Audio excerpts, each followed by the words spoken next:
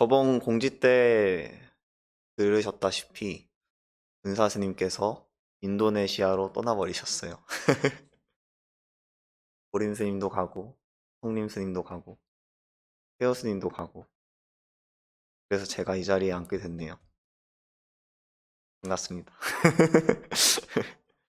예. 자, 벌써 제가 이곳 원명선언에 산지 벌써 1년이나 지났네요. 그동안 부처님 오신 날을 같이 준비하기도 하고, 같이 울력도 하고, 예불도 같이 하고, 참선도 다 같이 해왔습니다. 그래서 저는 여기 앞에 계신 여러분들이 단지 그냥 신도님이라고만 생각하지 않습니다. 저와 함께 수행을 했던 도바님들이라고 생각합니다. 그래서 이렇게 제 법문을 들으러 와주셔서 감사합니다.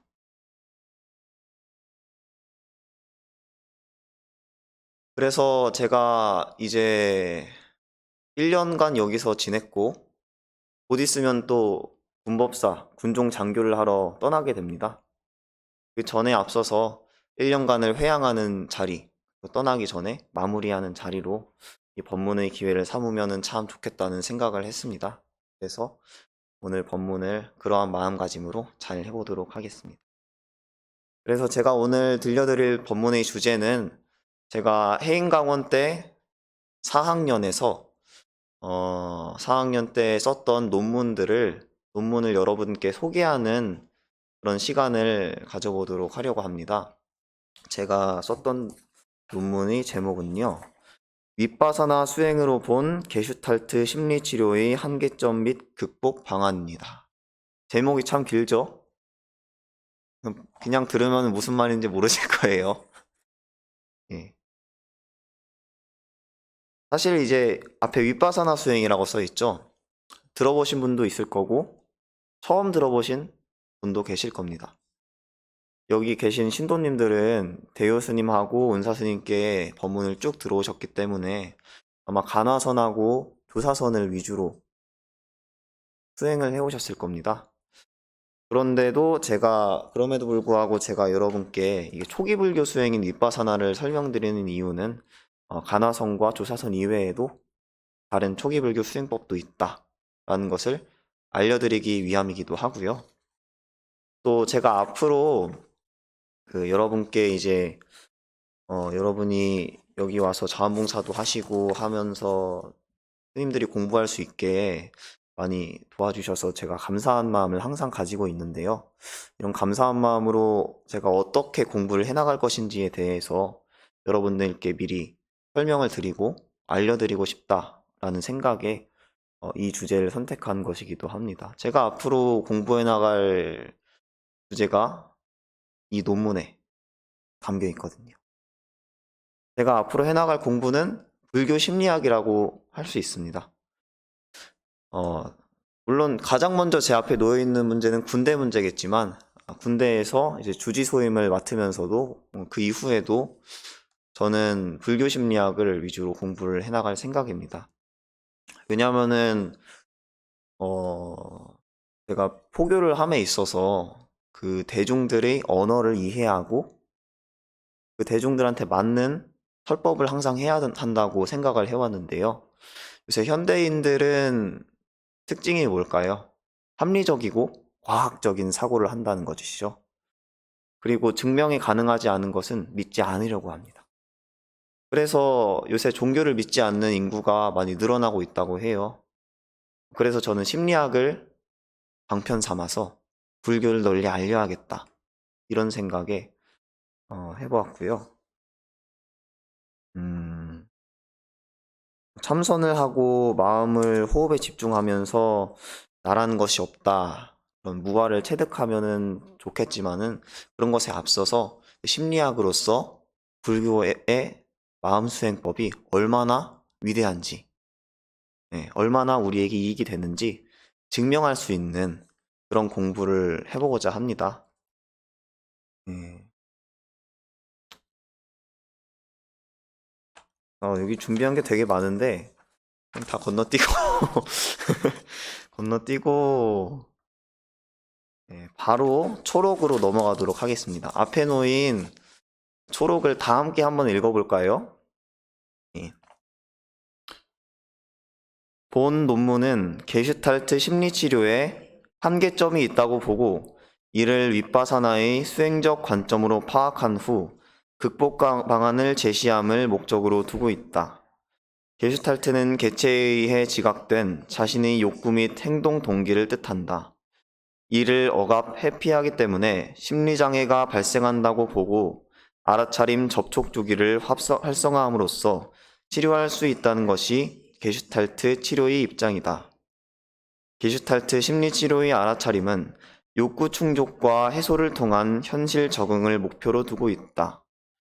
이는 감각적 욕망과 존재에 대한 가래가 떨어지지 않은 상태로서 근본 번뇌를 제거하지 못한다.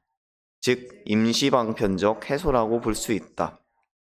이러한 게슈탈트 심리치료의 한계점은 불교의 무상고무아에 대한 통찰로 보완이 가능하다. 이를 위해 초기 경전인 청정도론을 토대로 윗바사나 수행체계인 통찰지 토양과 통찰지 몸통을 살펴보려 한다. 치료의 기본 자료는 게슈탈트 심리치료 창조적 삶과 성장을 토대로 전개할 것이다. 선행연구는 게슈탈트 심리치료와 윗바사나 선의 상보성과 불교의 깨달음과 게슈탈트 상담의 알아차림 비교 등이 있다. 위의 연구는 게슈탈트 심리치료와 불교의 깨달음에 대한 공통점 차이점을 밝혀내며 게슈탈트 심리치료의 수행적 측면이 필요하다고 언급하고 있다. 본 논문은 선행연구를 토대로 게슈탈트 이론의 수행적 측면을 제시함으로써 기존 연구의 논의를 진전시켜보고자 한다. 우선 2장에서는 게슈탈트 심리치료 이론과 불교의 관련성을 짚고 넘어가겠다. 3장에서는 통찰지 토양을 통해 게슈탈트 심리치료의 한계점을 파악하고 통찰지 몸통을 통해 그에 대한 극복 방안을 제시하려 한다. 구체적으로는 무상고무아에 대한 철견과 죽음에 대한 명상 주제를 제시할 것이다. 이 연구를 통해 게슈탈트 심리치료의 한계점을 불교의 지혜로서 보완할 수 있다면 욕구 충족을 넘어서 욕구 소멸로서 고통을 근원적으로 제거하는 심리치료 이론으로 체계화할 수 있을 것이다. 다음 장으로 넘겨서요. 제가 준비한 자료를 읽는 식으로 본문을 진행하도록 하겠습니다. 게슈탈트 심리치료란 게슈탈트 심리치료 이론은 현재의 욕구를 억압시키는 미해결 과제를 심리장애의 원인으로 보고 이를 알아차려 풀어냄으로써 치료하는 이론으로 여러 이론 및 사상을 종합하여 프리츠 펄스가 창안해낸 치료 이론이다. 그 중에서도 특히 동양의 선사상에 광범위한 영향을 받으면서 탄생하였다. 제가 이 게슈탈트 심리치료를 불교의 윗바사나의 관점으로 보는 논문을 썼죠. 그 이유가 여기에 있어요. 여기 보면은 동양의 선사상에 광범위한 영향을 받으면서 탄생했다고 써있죠. 그런데 자료를 살펴보면은 어떠한 점이 선사상에 어떠한 점이 영향을 끼쳤는지에 대해서는 자세히 나와 있지가 않습니다. 그래서 앞서 초록 부분에서 봤던 두 논문을 통해서 윗바사나 수행법과 게슈탈트 심리치료의 알아차림이 어떠한 공통점과 차이점이 있는지 이 논문에 자세히 써놨고요. 그리고 그걸 넘어서서 이제 게슈탈트 심리치료 이론과 윗바사나의 근본적인 차이점은 이제 게슈탈트 심리치료 이론은 사실 심리학이 모두 그렇듯이 현실 적응을 목표로 하고 있다는 거예요. 네, 현실 적응을 목표로 하고 있다는 것은 게슈탈트 심리치료 이론은 이렇게 말하고 있죠. 내 심리장애의 원인은 내가 과거에 풀지 못했었던 미해결된 과제가 끊임없이 날 괴롭히고 있기 때문이다. 이렇게 말을 하고 있습니다. 그 미해결된 과제란 내가 풀지 못했던 욕구, 감정, 이런 것들을 억압하거나, 회피하거나, 그러한 욕구들을 내가 건강하게 해소할 수 없는 상태에 놓여있기 때문에 심리장애가 발생한다고 보고, 이를 알아차림을 통해서 극복한다는 그런 치료법입니다. 알아차림은 불교에서 사실 많이 들어보셨죠? 불교 수행법입니다. 이 불교 수행법을 이 게슈탈트 심리치료 이론에서 가져다가 쓴 것이죠. 근데 어떤 점이 다를까? 아까도 말씀드렸다시피 현실 적응만을 목표로 한다. 저희 불교에서는 깨달음을 말하죠. 깨달음은 뭘까요? 무상, 고, 무아를 체득하고 나를 내려놓고 내 안에 있는 이런 감정들이 무엇 때문에 일어나는지 원인을 알아가려고 끊임없이 화두참고를 하시죠.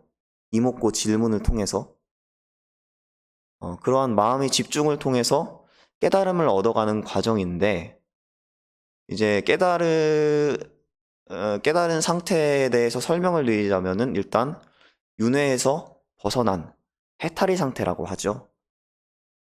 그런데 게슈탈트 심리치료 이론의 현실 적응을 보면은 윤회에서 아직 돌고 있음을 알 수 있어요. 이런 말이 있죠. 선업도 있고 악업도 있는데 보통 뭐라고 하죠? 선업을 지으라고 하죠. 선인 선과, 선인 lạc과, 악인 곡과라고 하죠. 선한 씨앗을, 그런 행동을 신구위협으로 통해서 나의 행동과 그리고 말하는 것과 내 생각을 올바르게 선하게 가지면은 즐거운 과보가 찾아온다. 반대로 악한 행을 하면은 괴로운 과보가 찾아온다. 이를 통해서 우리가 육도윤회의 어딘가에 속해 있는지를 알 수 있는 거죠. 내가 지금 지옥과 같은 삶을 살고 있다면은 나의 마음이, 말이, 행동이 악한 말을 하고 있기 때문이고, 내가 지금 행복하고 그런 천상의 삶을 살고 있다면은 나의 행동이, 그리고 말이, 생각이 아주 선한 그런 선업을 짓는 행위이기 때문이겠죠. 그런데 불교에서는 사실 이 선업 또한 윤회를 초래한다고 합니다. 선업을 증장시키는 이유는 우리가 그래도 살아가야 되잖아요. 이 세계에서 살아가고 내 욕구를 잘 충족시키고 살아가기 위해서는 선업을 쌓아야 합니다. 수행을 하기 위해서도 선업을 쌓아야 하죠. 수행을 하면서도 우리는 밥도 먹어야 되고, 안정적인 곳에서 잠도 자야 되고, 옷도 입어야 되잖아요. 그러한 것들이 다 선업을 통해서 갖추어질 수 있다. 하지만 그 수행을 해나가면서 그러한 선업도 내려놓아야 한다. 선업에 대한 집착도 내려놔야지 우리가 윤회하는 삶에서 벗어날 수 있다고 말합니다. 우리가 아무리 선업을 쌓아서 천상에 가봤자 그 복덕이 다하면은 다시 내려오고 돌고 도는 것을 반복한다고 하지요. 불교에서는 이 윤회하는 삶 자체를 괴로움이라고 봤어요. 태어남으로 인해서 생으로 인해서 늙음, 병듦, 병, 죽음이라는 모든 고통이 다 생겨나기 때문이죠.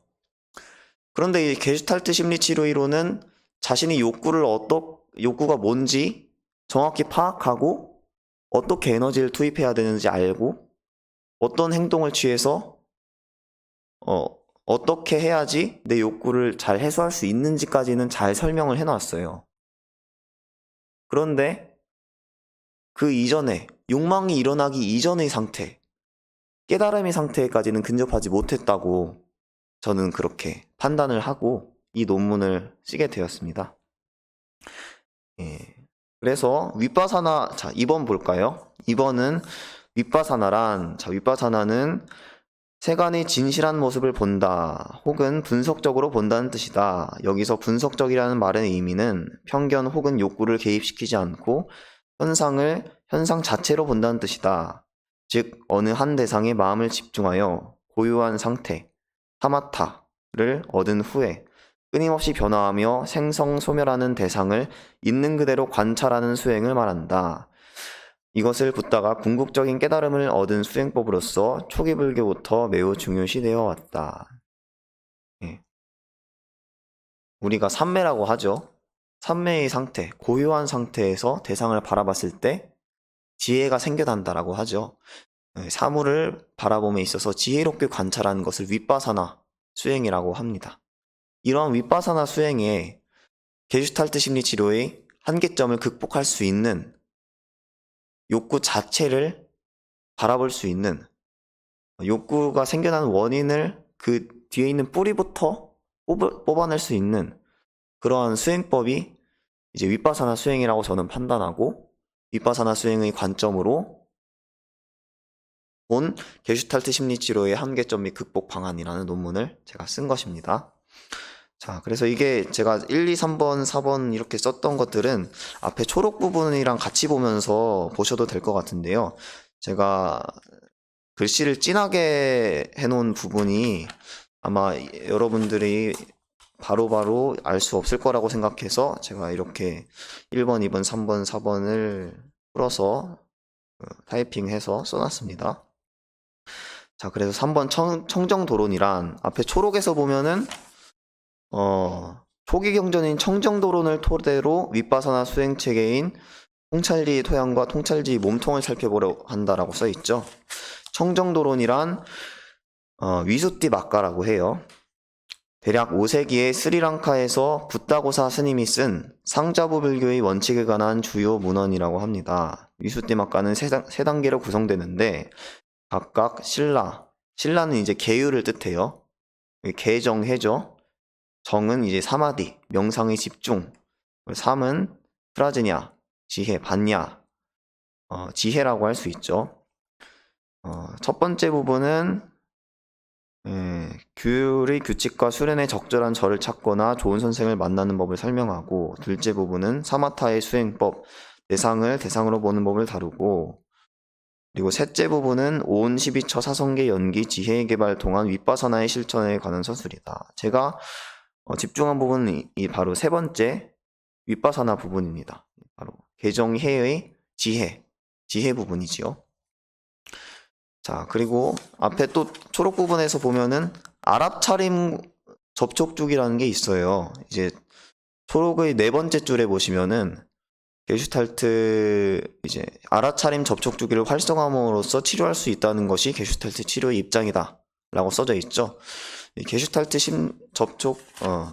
아랍차림 접촉주기에 대해서도 여기 한번 읽어보도록 하겠습니다.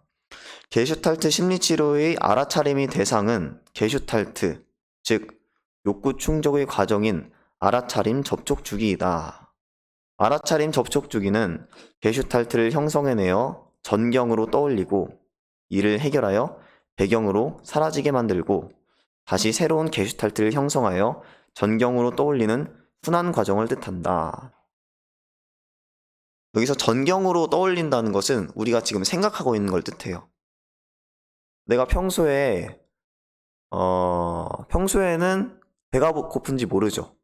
근데 배가 고픈 것을 알아차리는 순간이 있죠.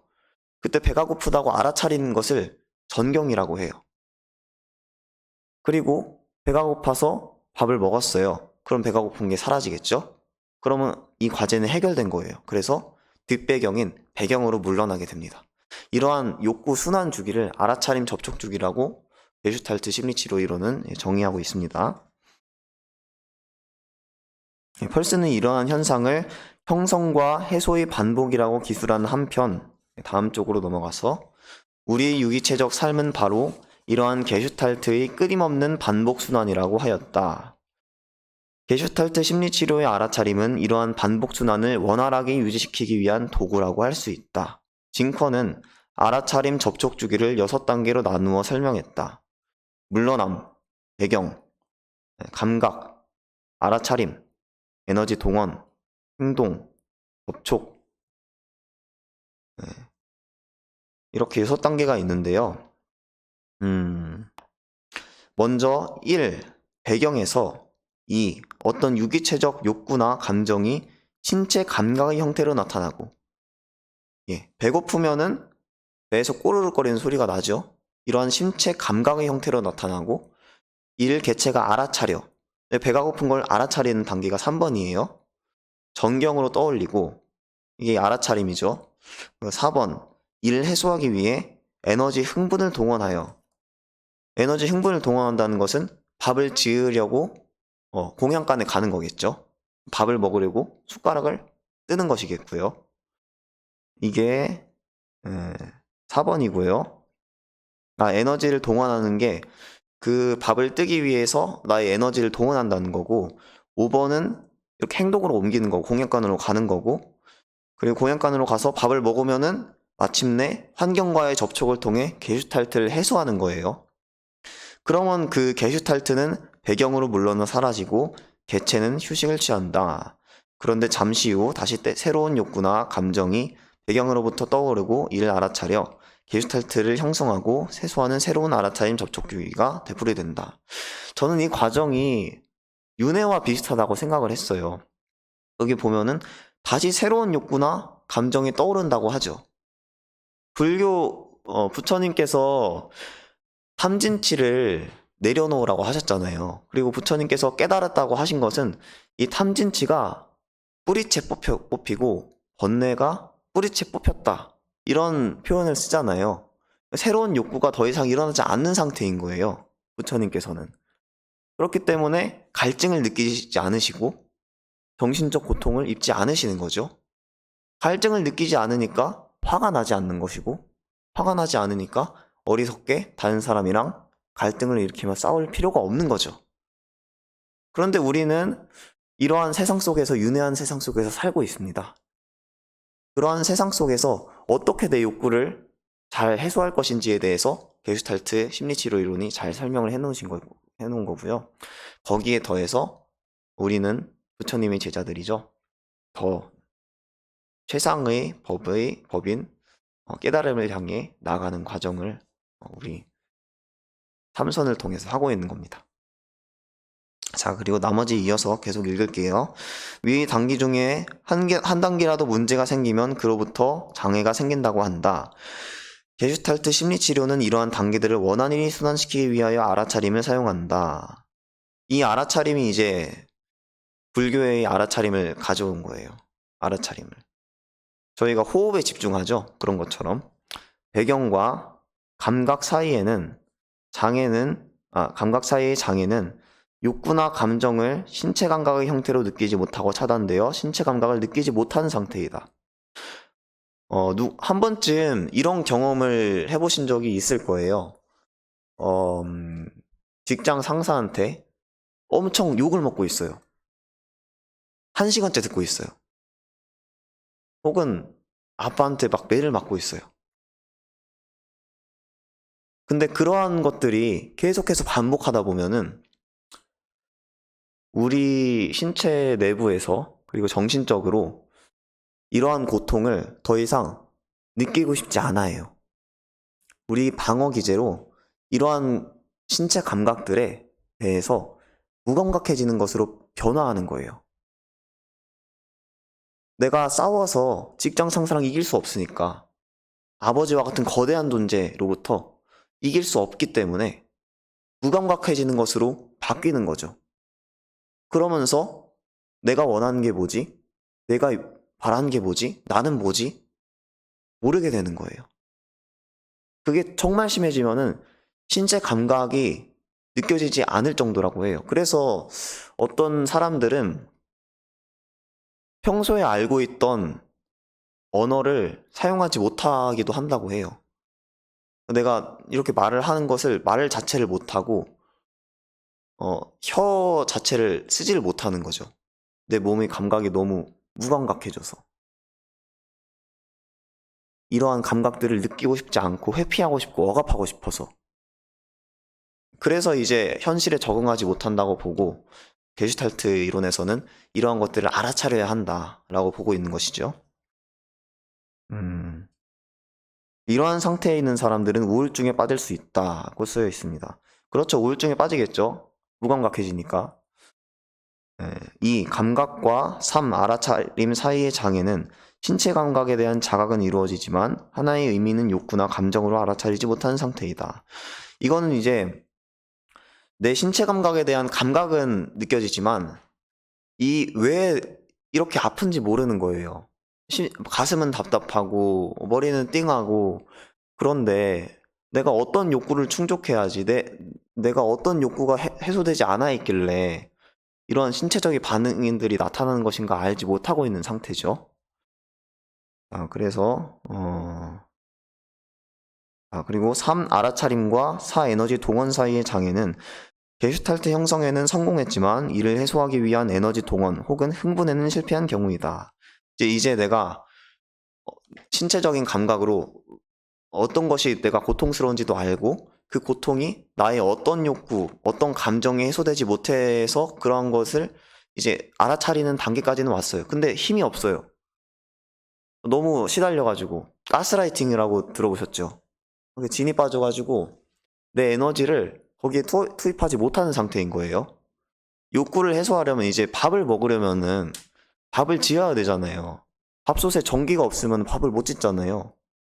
그런 것처럼 에너지를 건강하게 알아차림 순환주기에 따라서 잘 투입하지 못하는 상태. 이러한 장애가 생긴다고 합니다. 그리고 4. 에너지 동원과 5. 행동 사이의 장애는 에너지 동원에는 성공하지만 이를 게슈탈트를 완결시키는 방향으로 효율적으로 사용하지 못한다. 이건 이제 힘은 있어요. 내가 밥을 짓고 할 힘은 있는데 밥을 어떻게 짓는지 모르는 거예요. 네. 밥을 어떻게 짓는지 모르는 거예요. 밥으로 생각해가지고 되게 별거 아닌 것처럼 느껴질지도 모르겠는데 되게 심각한 장애를 가지고 있는 사람들도 많습니다. 예. 음. 행동과 에너지를 외부 환경과 접촉하는 행동으로 옮기지 못하고 도중에 에너지를 차단해버린다. 그러니까 이런 것들은,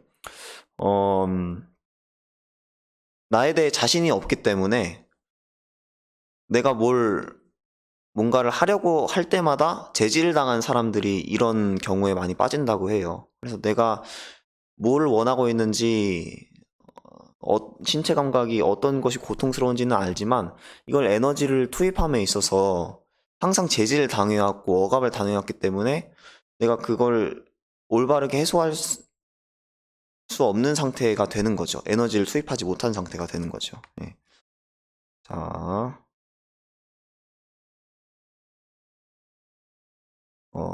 맨 뒤에서 세 번째 줄에서 이러한 현상은 내담자의 행동이 목표 대상을 잘 겨냥하지 못하고 산만하게 일어남으로써 발생한다. 즉 에너지를 효과적으로 쓰지 못하고 여기저기 흩어버리기 때문에 자신이 원하는 결과를 얻지 못하는 것이다. 이건 지혜가 부족한 것이라고 볼 수도 있겠네요. 자, 다음 쪽으로 넘어가서 이와 같이 알아차림 접촉 주기의 각 단계에 장애가 생긴다. 이거는 제가 좀 말을 잘못 쓴 것 같네요. 각 단계를 알아차림으로써 게슈탈트를 해소하면 이 주기 순환이 원활해지고 건강한 삶을 찾는다고 한다.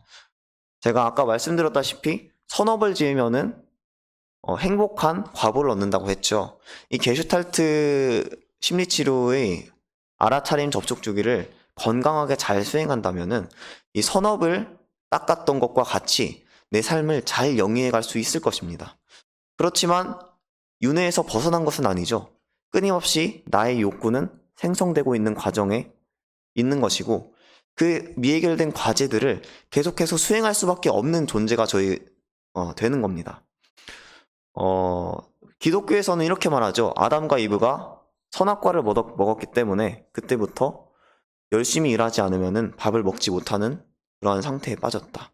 그러한 것처럼 저희도 욕구를, 가래를, 존재에 대한 가래를 내려놓지 못한 상태이기 때문에 현업을 짓는 것까지는 할 수 있지만 왜 욕구가 올라오는지에 대해서는 근본적으로 알지 못하고 뿌리채 뽑지 못하는 상태에 있는 것이죠. 물론 이 상태도 좋은 상태지만 이 상태가 사실 돼야지 수행을 할 수 있는 것이긴 해요. 부처님께서도 차제설법을 하셨죠. 근기에 따라서 설명을 하셨는데 맨 처음에 사람들에게 설명을 할 때는 시계 생천을 설명하셨어요. 도시와 계율을 지키면은 하늘에 태어난다. 천상에 태어난다. 그러한 설법을 통해서 사람들이 마음이 안정되고 생계가 올바라지면은 그때야 비로소 사성제와 팔정도 더 높은 최상의 법을 깨달음을 설명해 주셨다고 합니다. 전 그런 것처럼 게슈탈트 심리치료 이론을 통해서 사람들이 삶을 건강하게 만들고 거기에 더해서 불교의 깨달음의 수행법으로 게슈탈트 심리치료의 한계점을 보완한다면은 욕구가 일어나는 그 근원적인 문제를 해결하는 수행법을 윗바사나 수행법으로 제시를 함으로써 우리가 더욱더 높은 경지에 도달할 수 있는 그런 심리치료법이 만들어지지 않을까라는 생각으로 이 논문을 썼습니다. 자, 쭉 다시 읽어볼게요. 하지만 불교적으로 보았을 때 이러한 삶은 윤회에 끄달리는 삶으로 벗어나야 한다. 알아차림 접촉 주기에는 욕구와 감정을 충족시키는 법은 들어가 있지만 욕구가 생기는 근본적인 원인에 대한 사유가 들어가 있지 않다. 결국 욕구의 지배에서 벗어날 수 없게 되기에 이러한 삶에서 벗어나야 한다. 이 순환체계를 따르면 시시각각 올라오는 욕구의 명령에 따라 살게 된다. 만약 충족 해소하지 못한다면 미해결과지가 되어 나의 삶을 방해할 것이다. 불교에서는 이러한 삶을 윤회에 끄달리는 삶이라고 표현한다. 우리는 욕망하기 때문에 그 욕망에 끄달리는 삶을 살아가고 있죠. 우리가 욕망을 하고 있을 때는 마왕 파순에 대해 들어보셨을 거예요. 들어보셨나요? 예. 마왕 파순은 이제 욕망하는 사람들을 이제 거느리고 있는 그런 한 천상계의 한 왕이에요. 그 마왕한테 끌려다닐 수밖에 없다는 거죠. 이 마왕 파순이 부처님이 깨달으실 때 부처님을 막 방해하려고 해요. 부처님이 깨달아서 많은 사람들이 욕망으로부터 벗어나는 깨달음을 얻게 되면 해탈을 하게 되면은 자기의 권속들이 사라지기 때문이죠. 우리는 이 사실이 게슈탈트 심리치료를 통해서 내 삶을 올바르게 가꿨다고 해도 사실 욕구를 끊임없이 해결할 수 없는 존재밖에는 되지 않는 거예요. 욕구의 노예가 되어 있는 상태죠. 그렇기 때문에 마왕 파순이 노예가 되는 상태에 놓여져 있는 거죠. 여기에서 더욱더 높은 깨달음을 향해야 되죠. 그래서 게슈탈트 심리치료는 윤회하는 삶에 빠져 있는가에 대해서 해보겠습니다. 5번 밑에서 5번째 줄을 읽어보도록 하겠습니다. 괴로움 등에 대해서 무명이라 불리는 무지함을 버리지 않는 자는 이게 좀 다른가? 이거 좀 다르네 내 거랑. 괴로움 등에 대해서 5번 게슈탈트 심리치료는 윤회하는 삶에 빠져 있는가? 괴로움 등에 대해서 무명이라 불리는 무지함을 버리지 않은 자는 처음엔 괴로움에 대해 그 다음엔 과거 등에 대해 무지함 때문에 윤회의 괴로움을 행복이라 인식한 뒤 그 괴로움의 원인인 3가지 상카라들을 짓기 시작하기 때문이다. 괴로움이 일어남에 대해 무지함 때문에 괴로움의 원인이고 가래의 필수품인 상카라들을 행복의 원인으로 생각하면서 짓기 시작한다. 이거는 청정도론에서 제가 가지고 온 문장인데요. 이에 따르면 윤회의 괴로움을 행복이라 인식하는 무지함으로 3가지 상카라를 짓게 된다고 한다. 상카라로 인하여 업이 형성되고 업에 따라서 윤회를 거듭하는 삶을 살게 되는 것이다. 게슈탈트 심리치료의 건강한 삶이 알아차림 접촉 주기에서 순환을 거듭할 수밖에 없는 이유는 존재에 대한 가래와 괴로움을 행복이라고 인식하는 무지함에 있다. 이를 가래, 무명이라고 한다. 게슈탈트 심리치료의 알아차림 접촉 주기가 욕구 충족에 주의를 집중하였다면 불교에서는 이러한 윤회에 끄달리는 삶에서 벗어나고자 12연기 순관, 역관을 통해서 이러한 순환체계, 윤회가 생기는 원인에 주의를 집중한다. 여기서부터는 또 청정도론의 있는 것들을 제가 가져온 것이고요. 이 가운데서 교화받을 사람들이 윤회가 발생하는 원인에 대해 미혹해 있기 때문에 그에게 각각의 원인에 따라 윤회가 발생함을 보여주시기 위해서, 그리고 윤회가 발생하는 순서를 보여주시기 위해서 처음부터 시작하여 순서대로 그것을 설하였다. 이게 바로 12연기예요. 부처님은 윤회를 설명하면서 두 가지 법 중에 하나를 출발점으로 설하셨다. 첫 번째는 무명, 두 번째는 존재에 대한 가래이다. 그 이유는 무명과 가래가 윤회로 이끄는 원인이 되기 때문이다. 이는 청정도론에 다음과 같이 나와 있다. 무명은 악처로 인도할 업의 원인이다. 지칠 대로 지친 죽음을 눈앞에 둔 소가 자기에게 백해무익인 뜨거운 물을 마시는 것처럼 무명에 휩싸인 범부는 살생 등 여러 가지 악처로 인도하는 업을 짓기 때문이다. 존재에 대한 가래는 선처로 인도할 업의 특별한 원인이다. 왜 그런가?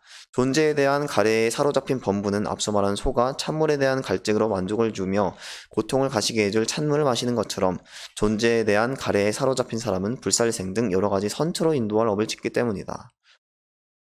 여기서 게슈탈트 심리치료 이론은 존재에 대한 가래에 빠져 있다 라고 볼 수 있겠죠. 소가 뜨거운 물을 마시어 고통스러운 경지에 빠지는 것이 아니라 시원한 물을 마셔서 나의 욕구를 해결하는 것처럼, 욕구가 일어난 것 자체는 근본적인 뿌리는 뽑지 못했지만 찬물을 마심으로써 스스로 욕구는 해결할 수 있는 정도가 된 것이라고 볼 수 있죠. 예. 자, 그래서 넘겨서 윤회가 왜 괴로움인가? 6번인데 5번이라고 잘못 썼네요. 윤회가 왜 괴로움인가? 읽어보겠습니다.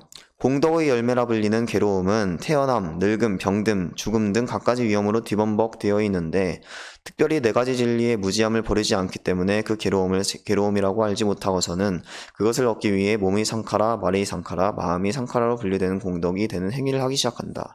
이게 몸의 상카라, 말의 상카라, 마음의 상카라가 신구의업이에요.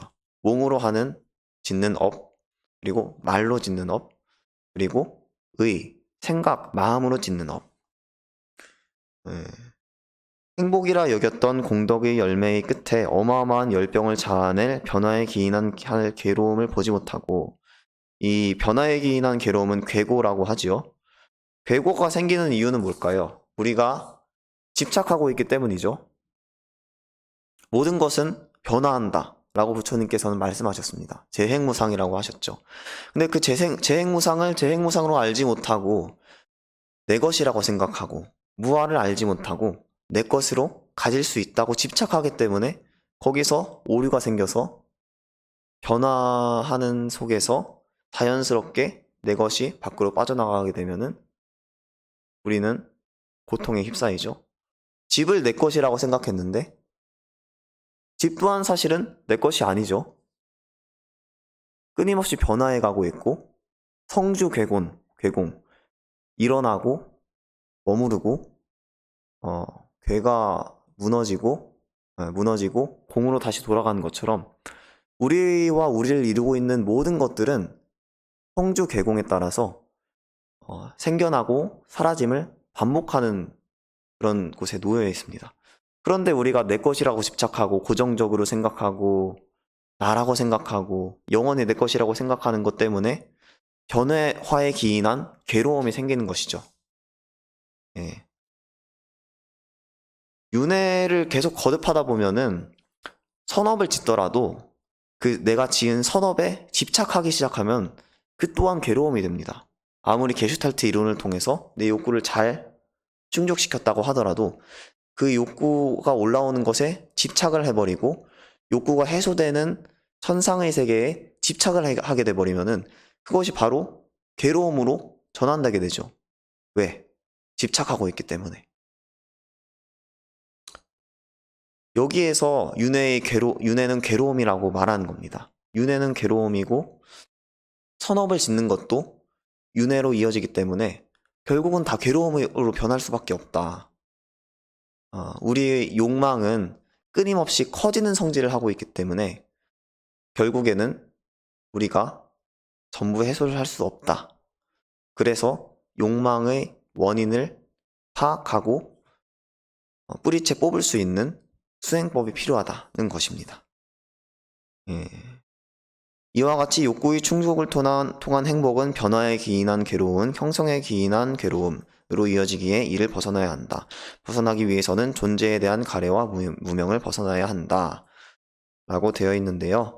자, 그래서 여기서 본문은 여기까지 할 건데, 그래서 어떤 수행법을 제시할 것인가에 대해서 논문의 뒤편에 써 있거든요. 근데 오늘 너무 본문 내용이 많을 것 같아서 제가 여기까지밖에 준비를 안 했어요. 혹시 궁금하신 분들은 이따 사시공양 하시고 제가 프린트를 해서 이제 차를 마시러 갈 때 프린트를 해갈 테니까 그때 궁금하신 분들은 질문을 하시면 될 것 같습니다. 여기까지 하도록 하겠습니다. 감사합니다.